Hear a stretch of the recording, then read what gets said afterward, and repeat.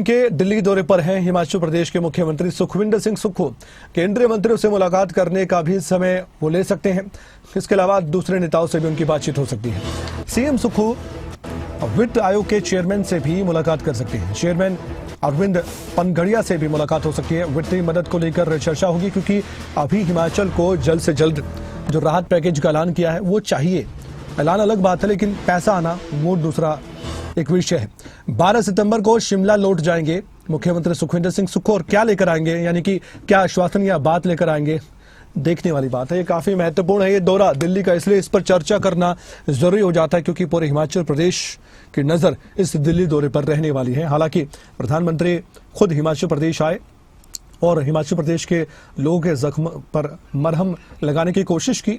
1500 करोड़ रुपए का पैकेज देने का ऐलान किया, लेकिन कल हमने सुना मुख्यमंत्री सुक्खू को कि ऐलान तो कर दिया गया, लेकिन जल्द से जल्द ये पैकेज चाहिए, वरना ऐसा ना हो कि सिर्फ ऐलान हो और काफी देरी हो जाए, तब तक ये समय निकल जाएगा, जो दुखों भरा है। अभी फिलहाल केंद्र की तरफ से मदद की त्वरित जरूरत है। हमारे साथ इस खबर पर चर्चा करने के लिए हमारे ब्यूरो जुड़ चुके हैं। प्रदीप ठाकुर बातचीत करते हैं। प्रदीप, जैसे कि मैंने कहा, हिमाचल प्रदेश के लोग भी अब टकटकी लगाए बैठे होंगे हिमाचल प्रदेश के मुख्यमंत्री सुखविंदर सिंह सुक्खू के इस दिल्ली दौरे पर, क्योंकि हजारों ऐसे परिवार हैं जो प्रभावित हुए हैं इस आपदा से, और सैकड़ों घर तबाह हो गए, लोग बेघर हो गए, अपनों की जिंदगी चली गई। अब ऐसे में मदद कोई कर सकता है, वो सरकार ही कर सकती है, क्योंकि सरकार पर विश्वास आम लोगों को होता है। जब वोट लेने के लिए आते हैं तो सरकार कहती है हम आपका ख्याल रखेंगे। तो आज आपको क्या लगता है, ये दिल्ली दौरा हम इसी से जोड़कर देखें या फिर कुछ अलग विषय भी है?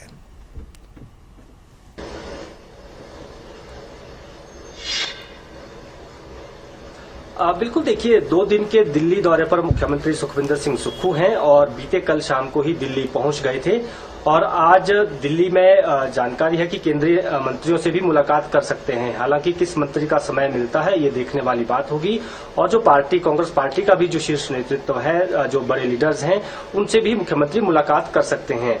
लेकिन प्रधानमंत्री के दौरे के बाद जो ये दिल्ली दौरा हो रहा है, ये अपने आप में महत्वपूर्ण है, और इसकी वजह यह है कि प्रधानमंत्री ने पिछले कल 1500 करोड़ रुपए हिमाचल प्रदेश को वित्तीय सहायता देने का जो है वो घोषणा की है।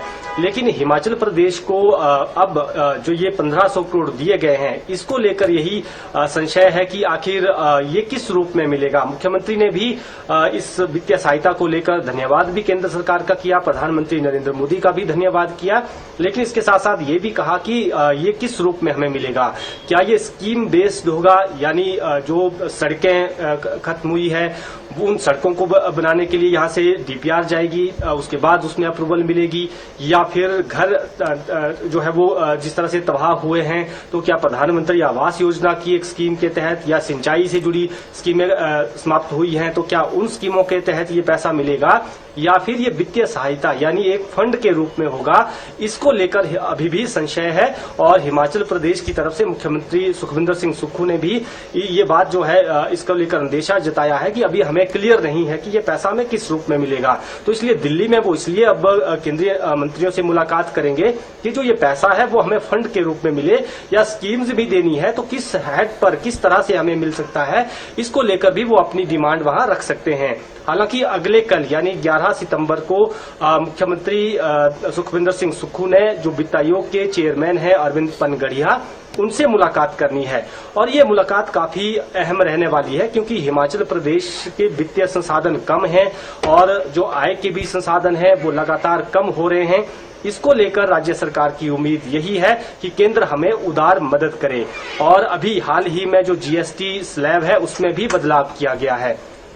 तो इस जीएसटी स्लैब के मद्देनजर जो हिमाचल प्रदेश की इनकम में भी लगभग 1000 करोड़ रुपए की कमी आएगी।